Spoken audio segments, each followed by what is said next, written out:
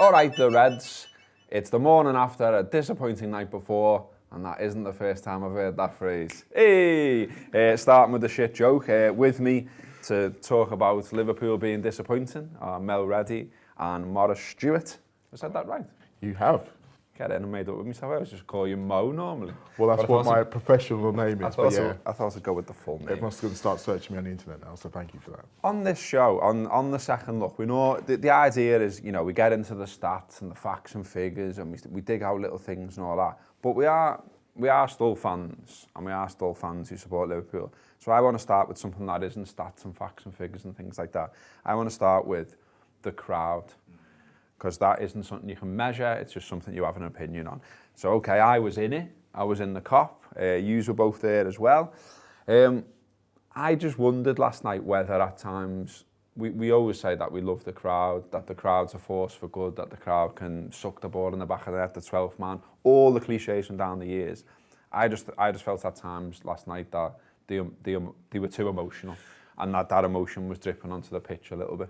I think Am so. I right? I mean, obviously it's hard to get inside everyone's heads, but you did definitely get that sense that it felt so much more important because of what had happened the night before with Manchester City. So everyone was a lot more tense, especially when we get the early goal and it doesn't follow with the second goal that kind of calms everyone down. You're in that situation where you're a little bit like, it's all right, but we're not that far away from it being not all right. And that kind of edginess did tend to transmit.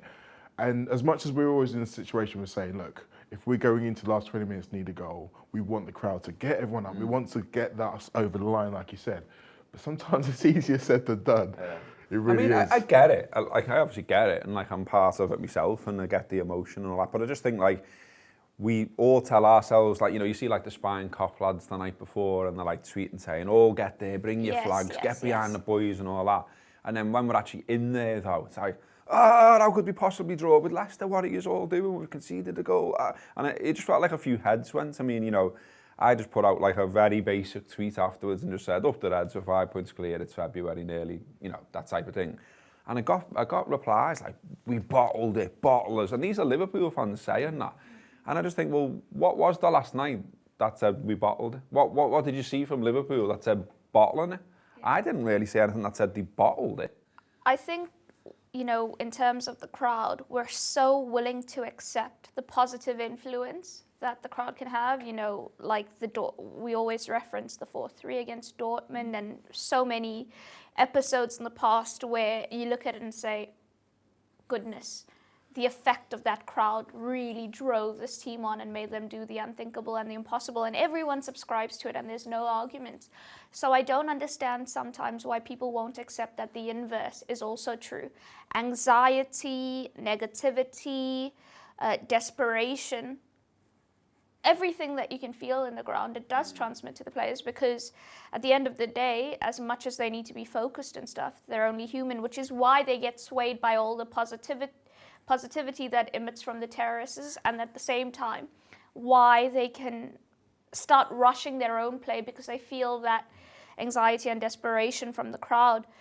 It was actually quite disappointing yesterday because, like you say, there were all these tweets after Newcastle's result against Manchester City. Let's get there early. Let's be loud, be inspiring, let's be defiant, triumphant. And it was freezing yesterday. It was fucking freezing. And I had a young girl who's hoping to be a sports journalist. She was with me, and I said to her, you know what, let's go up into the press box early. It's very cold, but I want you to get a sense of the atmosphere so you understand how to report about emotion and stuff. You need to be sit here feeling it. And there was nothing. It was so dead. Even 10 minutes before, it was still quite subdued. It was absolute hailstorm just before kick-off. It didn't help. It didn't help. And Mo's spot on. Sometimes it's easy to say all these things, and when you sat there and it's so cold and you feel the enormity of the situation and stuff, for supporters as well, it's only human that you react to, what's around you. But I think essentially, we can talk about everything. Ultimately, it boils down to that performance just wasn't good enough. Well, the bare facts of that, we'll go from the emotional to the non-emotional, and the bare facts of that game are that Liverpool had 72% of the ball. They had 10 shots to Leicester's 5.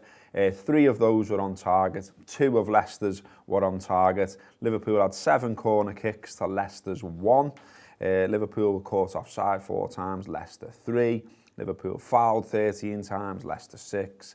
Liverpool had no what are called big chances. We've discussed that before on here.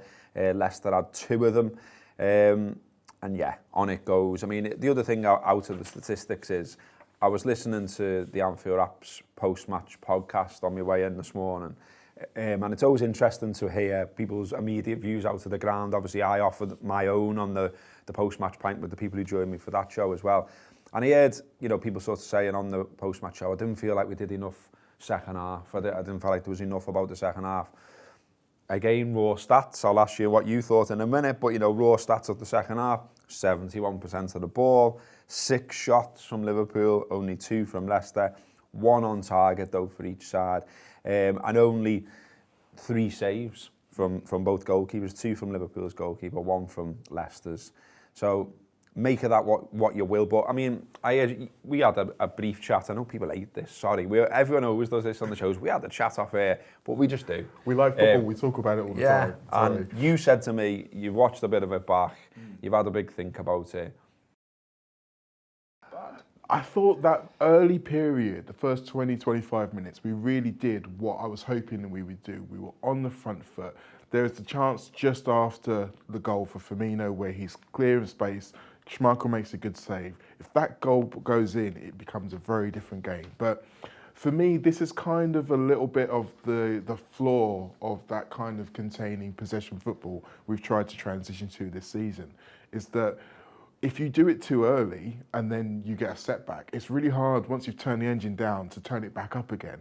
And I think that was part of the problem we found in the second half, was that we were still doing the things that the manager wanted them to do. You just weren't doing them with the purpose and with the speed necessary to pull Leicester out, because Leicester's game plan included being 1-0 down at probably 65, 70 minutes. And they were ahead of their game plan by that point because they'd already equalised. So they weren't really ragged. They were staying in their shape. So it was down to us to use the speed and guile of our play to get around them. And it just wasn't there for whatever reason. I mean, Claude Puel seems to quite like playing at Liverpool, it seems. And he actually, post-match, he's saying he thought they had better chances and he thought he was a little bit disappointed they don't win it. Obviously, the focus has turned a little bit on Jurgen as well. Did he pick the right team? Did he make the right substitutions? That kind of thing. I mean, we said on the show last night as well that when that team comes through, because you're not getting in any kind of shape, you just hear what it is. And everyone's going, what's happening here? Yeah. Who's right back? Is it 3 at the back? Is it this? Is it that? Is it the other? And you will have been in the press conference. He obviously got asked about Henderson being at right back, and he said he was fine with it. He said he thought it worked. Did you think it worked? I didn't actually have a problem with Henderson at right back. I didn't think that was where Liverpool's issue was at in the game. Before I get stuck into the performance, a few caveats for, perhaps context is always important. The surface was ridiculous. I don't know if it was that noticeable on TV, but the ball didn't actually roll at all. Yeah. I mean, the fact that as well, someone will go, well, both sides play on it. Exactly. But Liverpool have 70% of the ball. And like I said, we're going to get into the crux of the actual performance. Then you have Virgil van Dijk illness, doesn't actually have full training. Gini Wijnaldum, surprised that he actually played, was a doubt. Also not enough training. Fabinho, same, had to be on the bench because of his predicament. Jordan Henderson didn't train and asked to play right back. So you look at all these factors and you think, okay, some mitigating circumstances. Even though they've had a break, they've not managed to do much with it in terms of a physical perspective.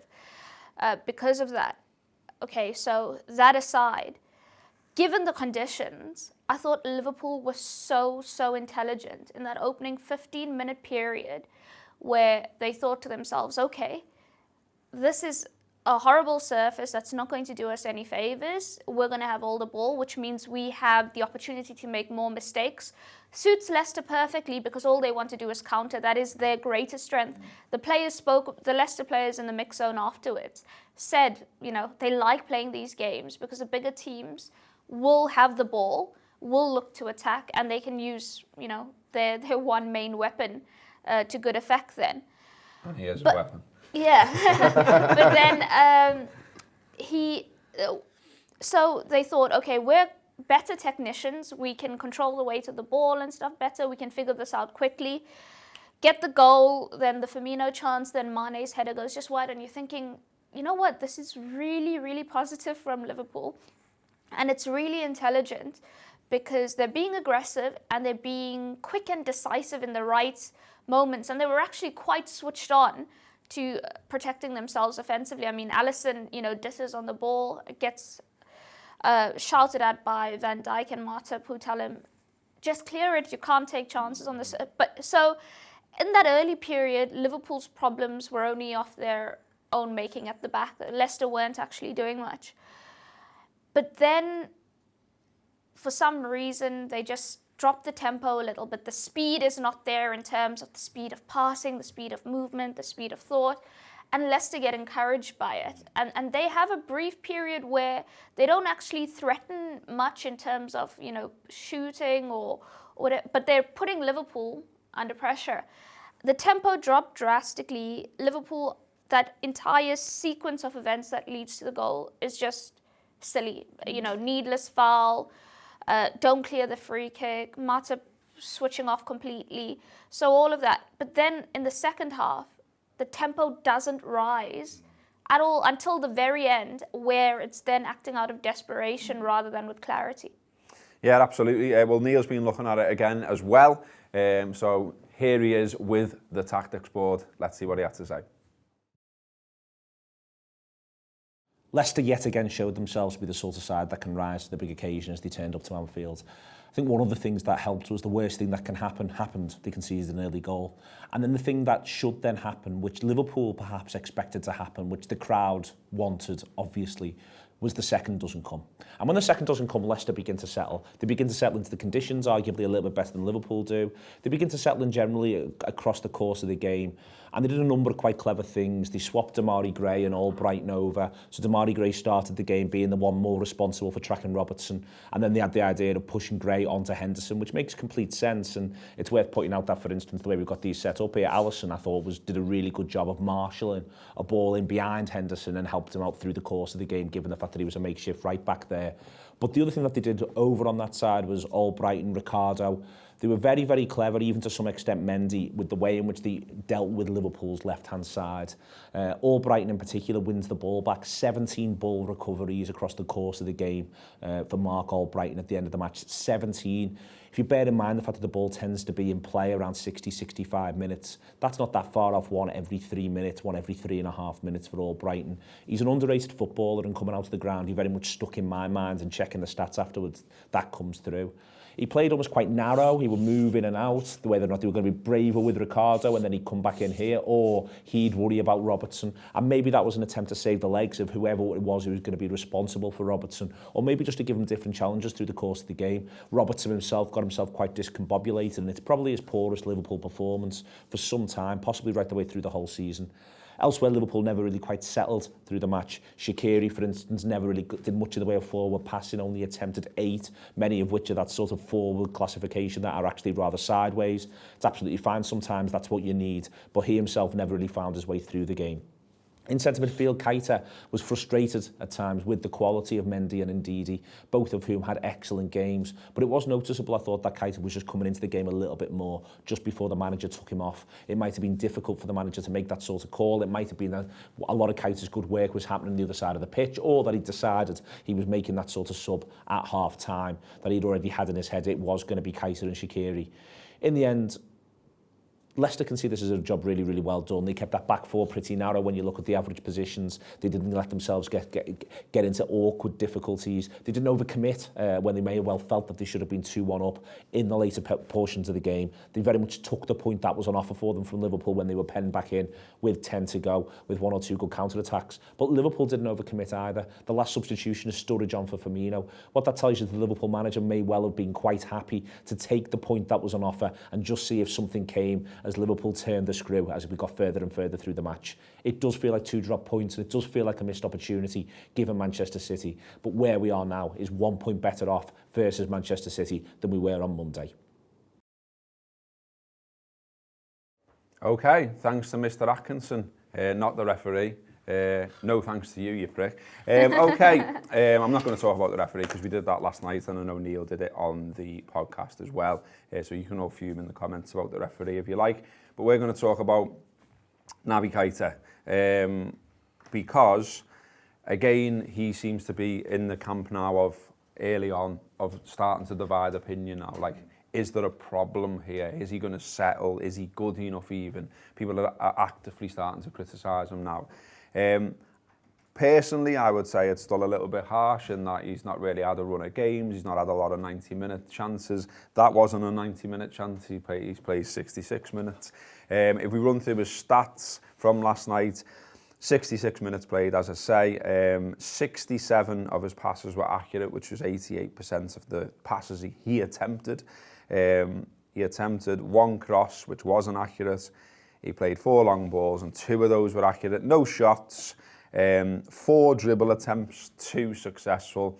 15 duels, and only 2 of them won. 6 fouls, 2 interceptions, and he was dribbled past 4 times.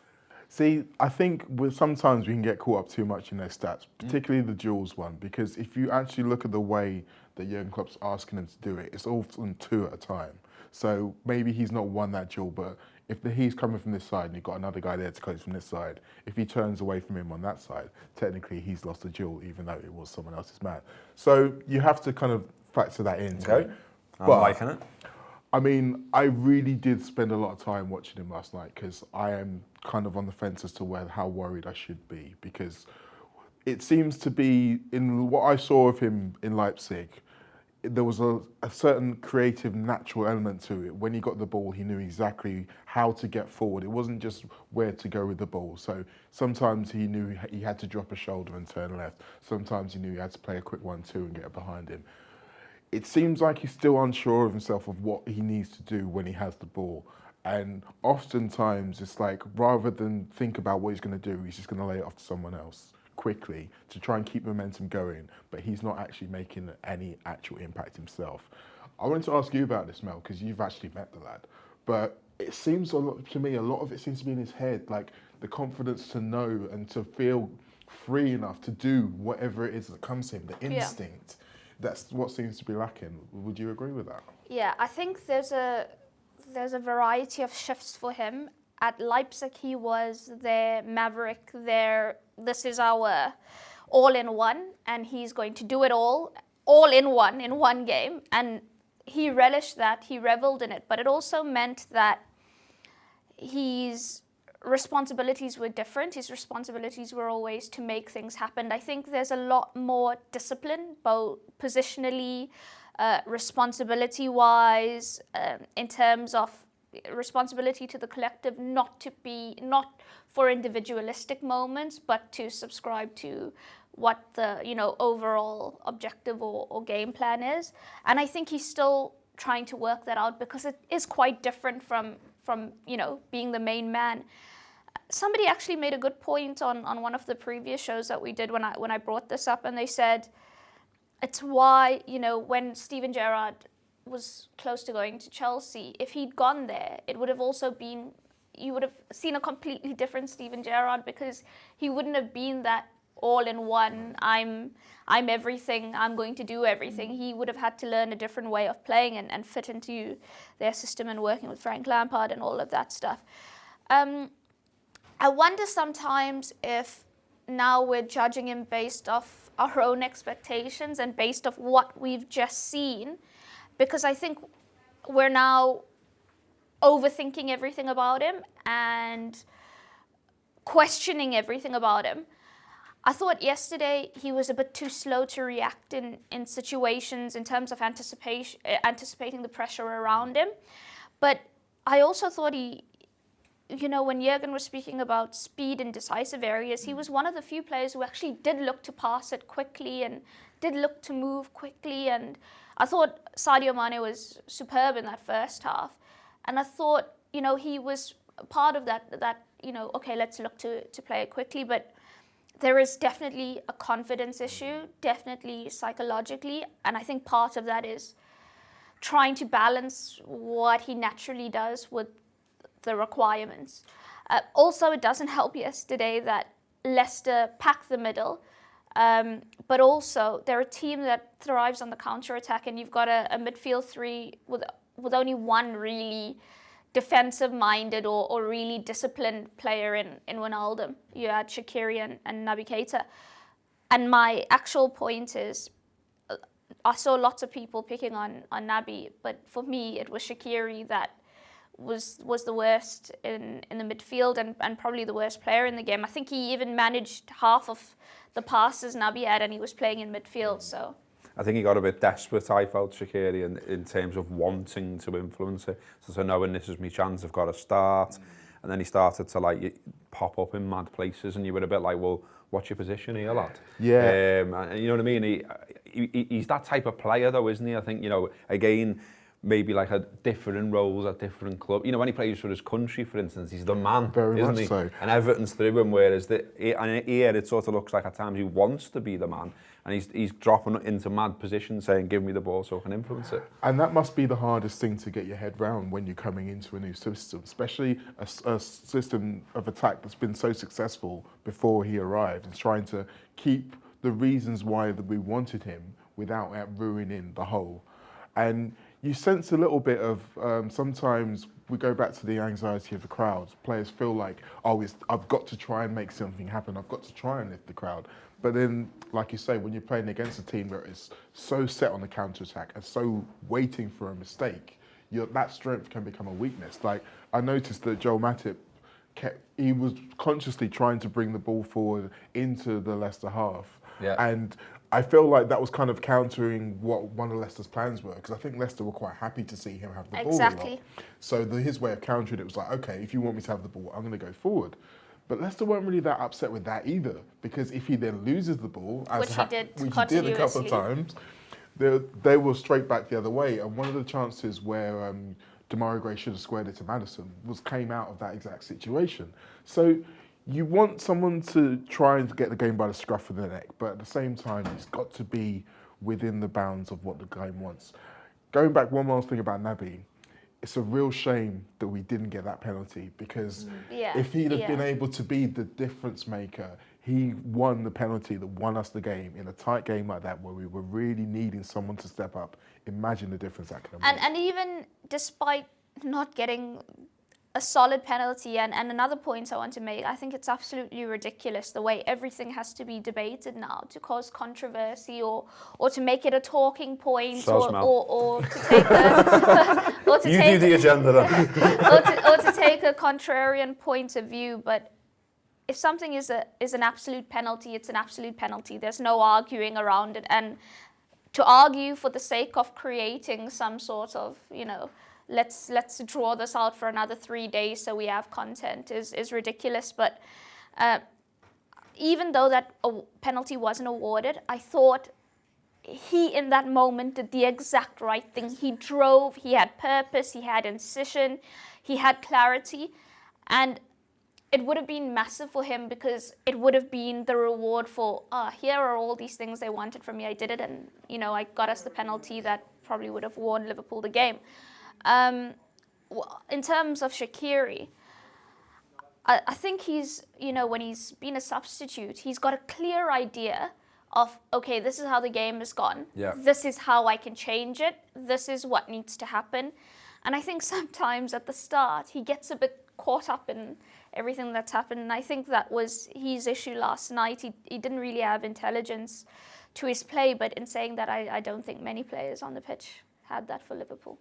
It was what it was, but Liverpool are still 5 points clear at the top of the Premier League, so that is something to be positive about. That is something to be excited about. Liverpool are very good at beating the opposition that's put in front of them most times, so let's all remember that. Let's not lose our shit. Let's back the Reds. There's loads more talking points from this game. If you want to hear it dissected into further detail, go and subscribe to the Anfield app if you don't already. Listen to the podcast. In the other room right now, there is a podcast being recorded with a qualified coach that they're dissecting last night's game as I speak. So if you fancy that, get over to the anfieldapp.com/subscribe, have a go, have a listen, and let us know what you think. And let us know what you think about the videos too as well. That's been the second look. Thanks to the guests today. Thanks to Sam for filming. Up the Reds.